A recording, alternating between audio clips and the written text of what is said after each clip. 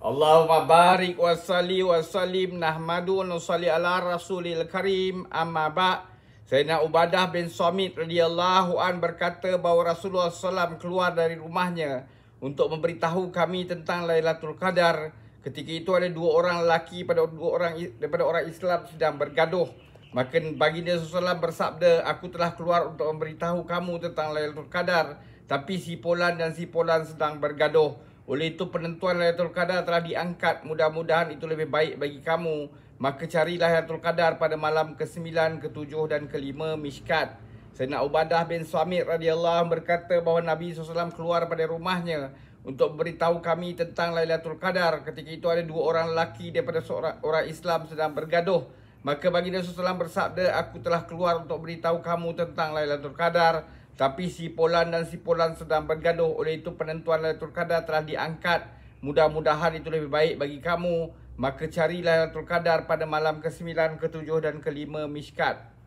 Ada tiga perkara yang perlu direnungkan pada hadis ini. Pertama dan yang paling penting adalah pergaduhan merupakan satu perkara yang sangat buruk hingga penentuan Lailatul Qadar telah diangkat. Bukan setakat itu saja, malah pertelingkahan sentiasa menjadi asbab kehilangan berkat. Sabda Nabi SAW, sukakah aku memberitahu kamu satu perkara yang lebih afdal pada solat, puasa, sedekah dan ibadat-ibadat lain? Para sahabat radhiyallahu berkata, bahkan baginda SAW bersabda, hubungan baik sama kamu adalah perkara yang paling afdal, dan pergaduhan sama sendiri adalah perkara yang mencukur agama, yakni sebagaimana pisau mencukur rambut di kepala dengan sekali lalu. Demikian juga pergaduhan sama sendiri menghapuskan agama.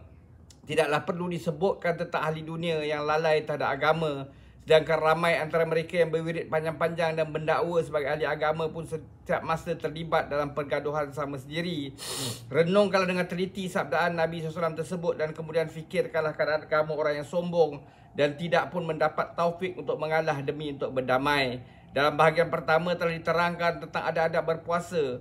Antaranya ialah sabdaan Nabi SAW, iaitu menjatuhkan marah seorang Islam adalah riba yang paling buruk dan paling keji. Namun demikian, semasa bergaduh kita tidak pun mempedulikan marah seorang Islam dan tidak juga menghiraukan perintah Allah dan Nabi SAW yang sebenar.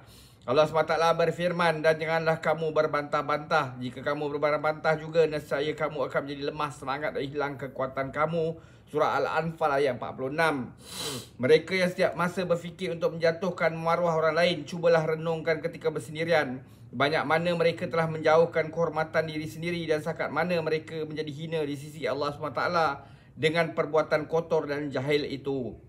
Sementara kehinaan di dunia adalah perkara yang pasti berlaku. Nabi SAW bersabda, siapa yang memutuskan hubungan dengan saudara Islamnya lebih pada 3 hari dan mati dalam keadaan semikian, maka dia akan terus masuk ke dalam neraka. Satu hadis lagi berbunyi, pada setiap hari Isnin dan Khamis dibentangkan amalan manusia di hadapan Allah SWT, dan dengan rahmatnya berkat amalan soleh, dosa-dosa semua hambanya diampunkan melainkan mereka yang syirik.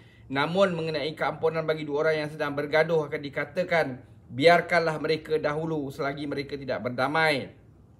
Dalam satu hadis lain diriwayatkan pada hari Isnin dan Khamis segala amalan manusia akan dibentangkan.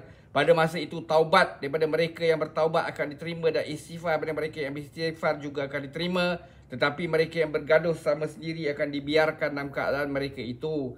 Nabi SAW juga ada bersabda, pada malam Bara'ah nisfu Sya'ban, rahmat Allah SWT kepada seluruh makhluk dan pengampunan akan diberikan walaupun kerana alasan yang sekecil-kecilnya. Walau bagaimanapun dua jenis orang tidak akan diampunkan, iaitu orang kafir dan orang yang menaruh permusuhan terhadap seorang dan hatinya.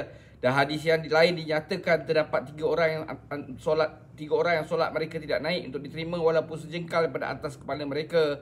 Antaranya ialah orang yang bergaduh sesama sendiri. InsyaAllah kita akan sambung. Semoga Allah SWT bagi kita taufik untuk kita ambil iktibar, amalkan dan sampaikan. Subhanallahi wa bihamdihi, subhanakallahumma bihamdika, asyhadu an la ilaha illa anta, astaghfiruka wa atubu ilaik. Subhana rabbika rabbil izzati amma yasifun, wa salamun alal mursalin, alhamdulillahi rabbil alamin. Taqabbalallah.